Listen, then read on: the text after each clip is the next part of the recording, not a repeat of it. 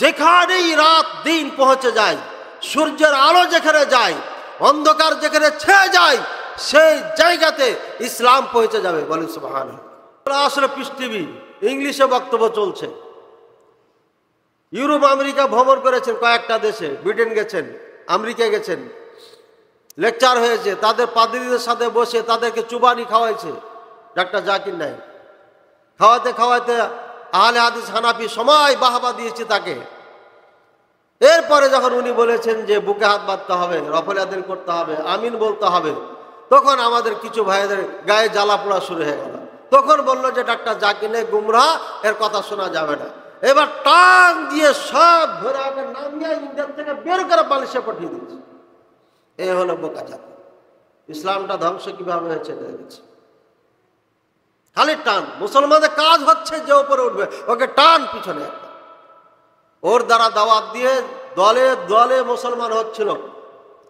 ভারতে যদি আমার মনে হয় আর বেশি না, মাত্র 10টা বছর পিস টিভি কাজ করতে পারত, আমার মনে হয় ভারত গোটা না হলেও গোটা হাফ হিন্দু মনে হয় মুসলমান হয়ে যেত। যা হোক, তার বীজগুলো কাজ করেছে। বিভিন্ন ভিডিও দেখা যাচ্ছে, মেয়েরা ছেলেরা বলছে আরে গীতা ভগবত কোথাও তো পূজা নাই, মূর্তি পূজা তো নাই। ডাক্তার জাকির নায়েক বলে দেখেছে, এরপরে ওরা দেখেছে, দেখার পরে ঠিকই তো নাই, ও তো পৃষ্ঠার নাম্বার দিয়ে বলে। এখন হিন্দু যারা ইয়াং জেনারেশন শিক্ষিত বিবেকবান, তারাই বলতেছে আরে কোথাও তো মূর্তি পূজা নাই। দেখছেন ইসলাম ঢুকে যাচ্ছে। ইউরোপ আমেরিকা সব জায়গায় ইসলাম এখন চলে গেছে এই যুদ্ধ আর এই দাওয়াতি কাজের মাধ্যমে। আজ রাসূলুল্লাহ সাল্লাল্লাহু আলাইহি ওয়াসাল্লামের কথা খুব মনে পড়ছে। রাসূলুল্লাহ সাল্লাল্লাহু আলাইহি ওয়াসাল্লাম আল্লাহর পক্ষ থেকে যে প্রেরিত একজন রসুল, রসুল মানে প্রেরিত, আল্লাহর পক্ষ থেকে যে দূত, তার একটা জ্বলন্ত প্রমাণ আল্লাহ রাসূল সাল্লাল্লাহু আলাইহি ওয়াসাল্লাম সেই 1400 বছর আগে বলে গেছেন, লা ইয়াবলুগান্না হাযাল আমরু মা বালাগাল লাইলু ওয়ান নাহার। যেখানেই রাত দিন পৌঁছে যায়, সূর্যের আলো যেখানে যায়, অন্ধকার যেখানে ছেয়ে যায়, সেই জায়গাতে ইসলাম পৌঁছে যাবে। বলেন সুবহানাল্লাহ।